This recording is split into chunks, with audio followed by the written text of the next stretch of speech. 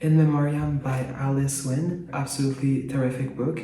Probably in my top 3 ever actually. It's epic, it's queer historical fiction that centers around two boys set against the period before and during World War I. It begins with them as young students attending their idyllic boarding schools in the English countryside, which is then starkly contrasted by the apparition of the First World War, in which they are basically forced to enlist. They go through so many obstacles, so many years, but their love for each other never falters.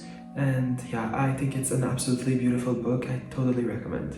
This book is entitled What I Know About You, or Ce que je sais de toi in French. And oh my god, this book I have been absolutely enamored with. The author is Éric, a French-Canadian / Egyptian writer from Quebec. And the novel actually takes place between Montreal and Egypt. It follows our main character, Tarek, who was born to a prominent Levantine Christian family in 1960s Cairo, and the novel follows his coming of age as a queer boy wanting to be his father's perfect son, an image which he does end up successfully achieving before it comes crumbling down when he falls in love with a boy from his city's impoverished district. The book has an amazing plot twist, it's so real and the writing is absolutely sublime.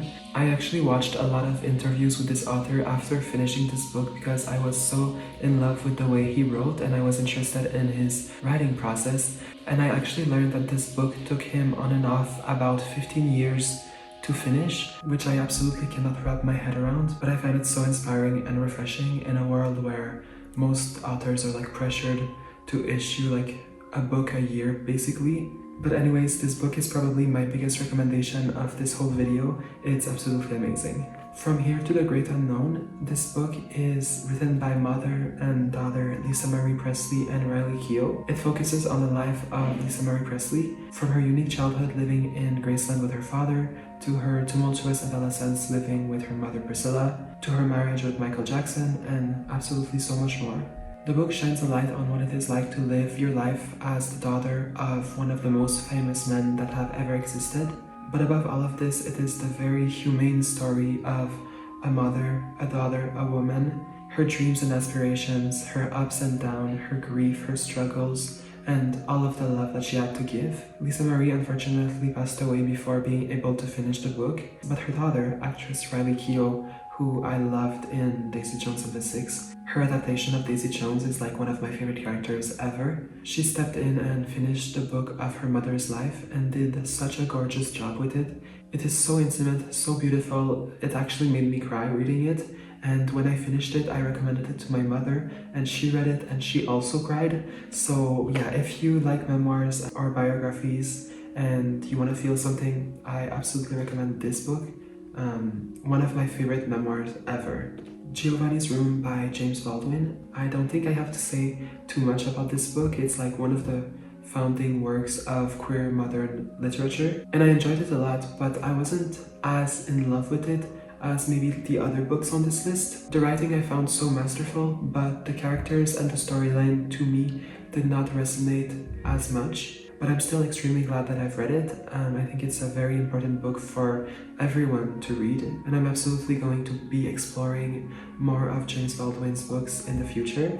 Moving on to movies now, the first one I want to talk about is Nosferatu. I had heard good things about it, but watching it absolutely exceeded my expectations. Lily Rose Depp in particular, her acting seriously left me in awe. I was literally like jaw-dropped like watching her monologues at time. I have watched the original movie from like the 1920s in a cinema class I took as an elective in uni, and I love how they took the character of Ellen, which in the original movie is not really much of a character but more like an instrument for the plot of the movie and has very limited screen time. And the new movie, they took this character and kind of centered the storyline around her and really like explored her character in depth, which I thought was such a interesting and brilliant choice. And Lily Rose Depp's execution I think was like so perfect in my eyes. The next movie I have is called Kamikaze Girls. This is one of the most unique films I have ever seen in my life. It follows the life of Momoko, a young girl in the Japanese countryside in the 2000s who exclusively wears dresses inspired by the Rococo period or 18th century France, and she lives her life as though she were living in that period. She doesn't fit into reality and has no desire to fit in with basically anyone. That is until she meets Ishiko, a girl who superficially seems as like the absolute opposite of Momoko, but the two become unexpected friends and they go on a quest together. And yeah, I absolutely love that movie. If you want to like immerse yourself in a unique world, I recommend this one. Los Amantes Astronautas was my third film of this director, and it was so much fun. I have such a soft spot for happy gay movies, and this one made me smile so much. It is so playful to like a level of stupidity almost, but I absolutely love that, and the chemistry between the two main actors is so palpable. I totally recommend. The next movie I have is Dirwale Durhania La Jayenge. I actually watched this because it was mentioned in another movie that I had watched this year called A Nice Indian Boy, which I absolutely adored, but this movie is literally like on a whole other level. It's such a beautiful movie to watch. It made me smile, it made me laugh, it made me cry, the ending made me cry. And yeah, I absolutely recommend watching if you haven't already.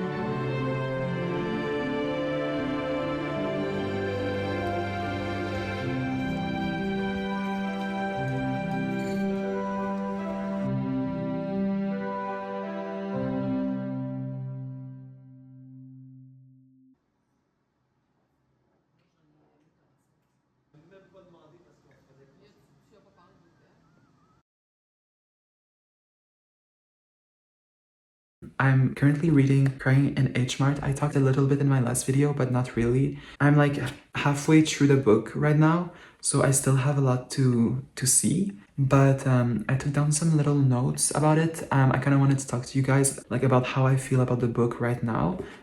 It will maybe evolve, but at the moment, I really like it. It's like a memoir format of this girl. Her name is Michelle Zahner. She's an artist and a musician. I think she has a group called, I think, Japanese Breakfast, or maybe she is Japanese Breakfast. I don't know her music personally, but I kind of want to like check it out after I'm done reading the book because I love her writing. And anyways, she's from this small rural town in the United States, I think. And on one hand, like the memoir kind of explores her like coming of age in this small town, as like an artistic person that didn't really fit in, and her desires to like get out of this town, which she eventually does. But overall, I think that the main theme of this memoir is her complicated relationship with her mother, particularly after her mother's unexpected passing when she was in her mid-20s, Michelle, when she was in her mid-20s, I think.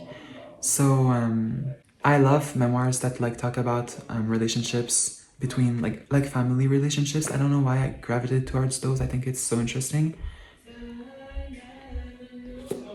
My brother's listening to Ariana Grande in the background. Oh my god, by the way, me and my brother got tickets to Ariana Grande in Montreal, like for next summer, which is insane. I have no idea how we got them, but I'm kind of excited. It's so cool. Me and my brother have been like fans of Ariana Grande like ever since Victorious. We've grown up with her. She's literally like, I think she's probably our most influential artist in our life for sure. And it's gonna be, I've never seen her before, and also I've never been to a concert before, never ever. So it's gonna be like an insane first concert, like cannot wait. But yeah, back to the subject. Her mom, yes, the main topic is her mom and hers relationship. The book travels between like different timelines, divided between like the present and her mourning the death of her mom, and also the past, so her youth and the coming of age, like living under the same roof as a mother who didn't quite understand her, but loved her in her own unique way. And one of the principal ways that her mother did like express her love for her daughter was through food, which is like a very, very recurring through line throughout all of the novel, I found. She talks a lot about the food that her and her mother like shopped for and cooked together and enjoyed together. And it was kind of like, as an observer's point of view, it's kind of like the only moment, maybe not the only moment, I cannot speak for her, but as a reader, it's kind of like the moment where they were most intimate and most like connecting, maybe, was true with food. So which kind of explains the book title, Crying in H Mart, because if, to my understanding, H Mart is like a supermarket chain of Asian food in the United States. I might be wrong, I've never been to the United States before, so I don't know. But basically, after the death of her mother, like whenever she goes to an H Mart, she finds herself like uncontrollably crying at the sight of the ingredients that her and her mother bought together, which I find so touching. Also, the first line of the book like touched me a lot. It's so simple, but like for a first line, I love first lines of books, and this first line of the book is like so to the point, but so grabbed me. It's just like simple. It's ever since my mom died, I cry in H Mart, which is basically what I was explaining. But yeah, I'm not very good at talking about books, but I'll get better, I promise. But anyways, I find it so like unfiltered and raw, which it's so necessary for a memoir in my book, which I know sounds so obvious, but I have read a lot of memoirs and like biographies and stuff, and sometimes as a reader, like it comes across as very polished and like not raw. I don't know what's an antonym of raw, cooked. Anyways, which like adds a very big layer of distance between the writer and the reader, in my opinion, to the extent that the authenticity is like basically inexistent. I hate when memoirs are too polished or too distant, but this book is not at all like that in my opinion, and I really appreciate that. I'm not done yet, but when I finish it, I'm gonna talk to you guys more about it. And yeah, basically that's it for right now. Hopefully you guys are doing good, and yeah, see you.